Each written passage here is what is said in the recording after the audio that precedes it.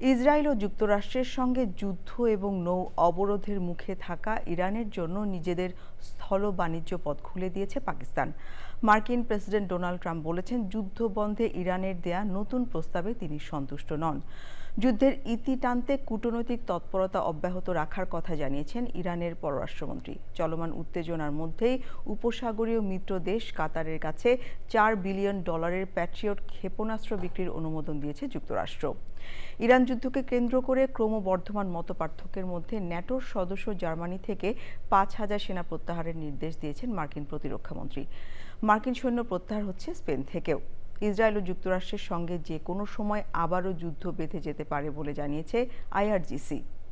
এছাড়া আরব উপসাগর থেকে হরমুজ প্রণালী পর্যন্ত প্রায় 2000 কিলোমিটার উপকূলীয় এলাকায় বিশেষ নিয়ন্ত্রণ বলয় গড়ে তোলার ঘোষণা দিয়েছে আইআরজিসির নৌ শাখা।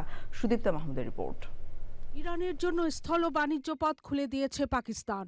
এই পদক্ষেপকে যুদ্ধে ক্ষতিগ্রস্ত ইরানের অর্থনীতির জন্য বড় ধরনের স্বস্তি হিসেবে দেখা হচ্ছে।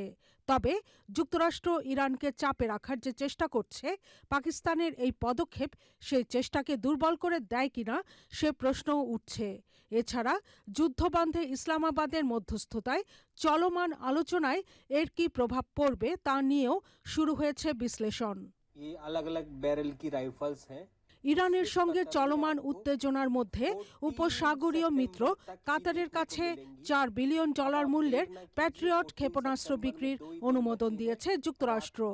একই সঙ্গে ইসরায়েলের কাছে প্রায় $1 বিলিয়ন নির্ভুল লক্ষ্যভেদী অস্ত্র ব্যবস্থা বা প্রিসিশন ওয়েপন সিস্টেম বিক্রিরও অনুমোদন দেওয়া হয়েছে।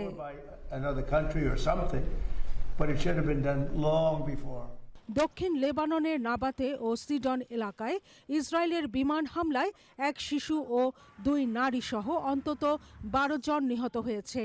লেবাননের স্বাস্থ্য মন্ত্রণালয় ও ন্যাশনাল নিউজ এজেন্সি এনএনএ এ তথ্য জানিয়েছে।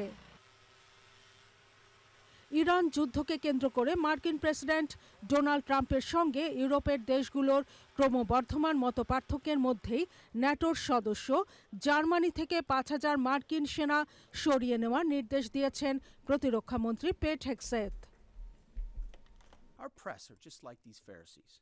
জার্মানির ভাইস চ্যান্সেলর লার্স ক্লিংবাইল ইরানের বিরুদ্ধে যুক্তরাষ্ট্রের যুদ্ধ কৌশল নিয়ে কড়া সমালোচনা করে বলেছেন, ট্রাম্পের কাছ থেকে জার্মানির কোনো উপদেশের প্রয়োজন নেই। তার উচিত ইরানের সঙ্গে কার্যকর শান্তি আলোচনা নিশ্চিত করা। যুদ্ধবন্ধে কূটনৈতিক তৎপরতা অব্যাহত রেখেছে তেহরান। ইরানের পররাষ্ট্রমন্ত্রী আব্বাস আরাকচি তুরস্ক, কাতার, সৌদি আরব সহ 6 দেশের পররাষ্ট্রমন্ত্রীর সঙ্গে ফোনে কথা বলেছেন। ওয়াশিংটন পোস্ট, এবিসি নিউজ সহ যুক্তরাষ্ট্রের গণমাধ্যমে প্রকাশিত সাম্প্রতিক এক জনমত জরিপ অনুযায়ী 61% মার্কিন নাগরিক মনে করে ইরানের বিরুদ্ধে যুক্তরাষ্ট্রের সামরিক শক্তি ব্যবহার চরম ভুল সিদ্ধান্ত। Sudipta Mahmud, channel I.